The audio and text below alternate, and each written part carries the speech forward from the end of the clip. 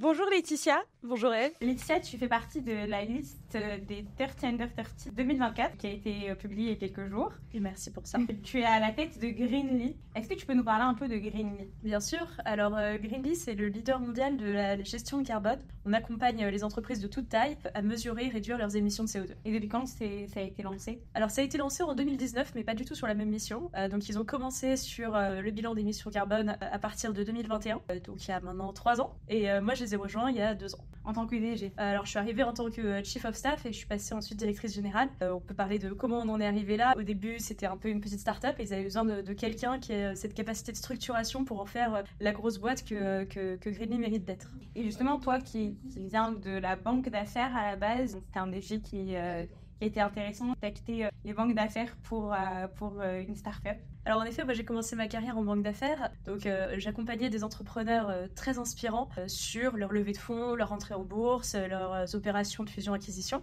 Donc j'ai accompagné par exemple les fondateurs de ManoMano, Trustpilot, Babylon, Delivery Hero. Et donc c'était très excitant de voir justement ces personnes-là qui avaient réussi à faire ce qui était très très difficile, de passer de la création de l'entreprise à la scale-up, quoi, vraiment une grosse entreprise avec beaucoup d'impact. Et au bout d'un moment, je me suis dit que j'en avais marre d'être dans ce siège de conseillère et que j'avais envie de moi aussi suivre leur exemple et me lancer dans l'entrepreneuriat. Et du coup, je vais peut-être que tu as rejoint Greenly. Ouais, alors j'ai essayé d'abord de monter ma propre boîte. Je me suis posé les questions, ok, qu'est-ce que j'ai envie de faire, qu'est-ce qui m'intéresse? Et c'est là que l'impact est venu assez naturellement. Déjà, j'avais envie de me lever tous les matins en me disant que ce que je faisais avait un impact sur la planète. Et puis aussi, en tant qu'être entrepreneur, c'est vraiment chercher un problème. Et le plus gros problème aujourd'hui, c'est le changement climatique. Donc ça m'est apparu un peu comme une évidence. Et c'est là que j'ai rencontré les fondateurs de Greenly qui avaient déjà lancé ce produit, donc un produit exceptionnellement avancé pour quelque chose qui avait un peu plus d'1 an. Et ils avaient déjà une traction qui était remarquable. Et en plus de ça, côté un peu personnel, ils avaient une ambition débordante et ils savaient se donner les moyens de l'atteindre. Voilà, donc c'était des innovateurs. Mais ils avaient besoin de quelqu'un aussi pour structurer, donc quelqu'un qui avait cette expérience de savoir ce qu'était une grosse boîte. Le côté financier aussi, les levées de fonds, même dans les moments très difficiles, on vient de lever de fonds, c'est pas facile en ce moment, donc ça a bien aidé. Et voilà, la capacité de structurer pour créer vraiment une machine qui va passer de 200 clients quand je les ai rejoints, 2000 aujourd'hui, à 200 000 ou 2 millions demain.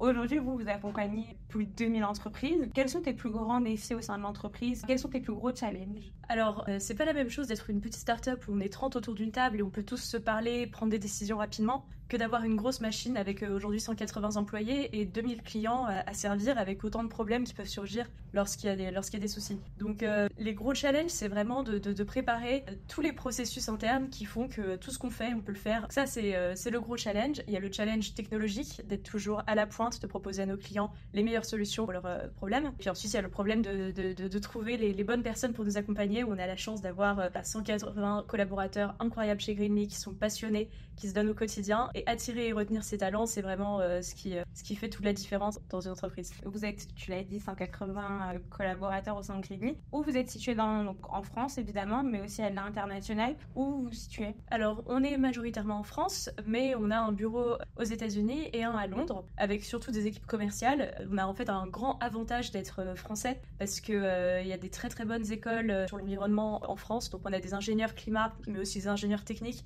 qui sont très très bien formés au sujet. Donc voilà, donc avoir cette expertise à la française qu'on exporte à l'étranger, ça nous donne un vrai avantage par rapport aux concurrents. On a la moitié de notre chiffre d'affaires en France, mais beaucoup plus en termes d'employés, parce que c'est là qu'il y a notre centre. Vous êtes leader aujourd'hui mondial, si je ne me trompe pas? Oui, on est ceux qui ont le plus de clients dans le monde. Et de la même manière que la technologie a disrupté notre économie depuis 30 ans, aujourd'hui c'est l'impact qui vient disrupter la manière dont toutes les entreprises font les choses aujourd'hui. Et il y avait des géants de la tech, aujourd'hui il y a des géants de l'impact, et nous on sera un de ces géants de l'impact dans les années qui viennent, parce qu'on arrive justement à scaler la gestion de carbone et l'engagement des entreprises dans leur démarche. Est-ce qu'il y a des nouveaux défis? Je sais que vous venez de faire une nouvelle levée de fonds, ouais, une série B.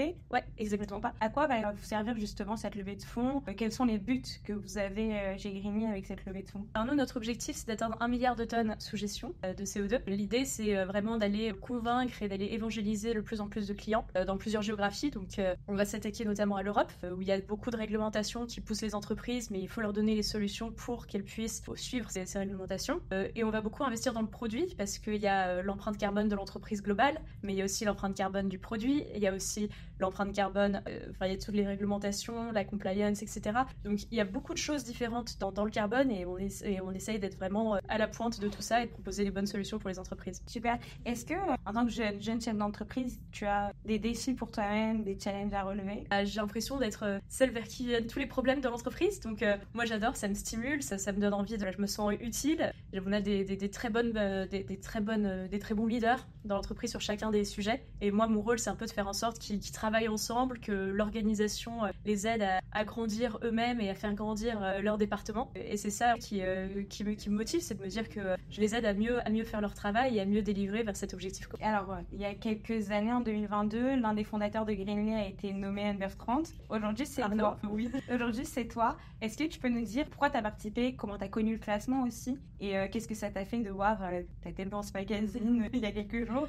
Écoute, le classement, je le connaissais de nom. En effet, Arnaud avait été Under 30, donc il m'a beaucoup parlé de tout ce qu'il y a autour, de tout ce qu'on peut avoir à échanger avec les autres personnes de la promotion. Donc, je trouve que c'est très intéressant d'un point de vue personnel, mais d'un point de vue aussi pour Greenly, je trouve que c'est une belle manière de montrer de la reconnaissance à Greenly, au travail qu'on fait collectivement tous ensemble. Donc, j'avais envie de postuler pour donner cette visibilité à notre travail.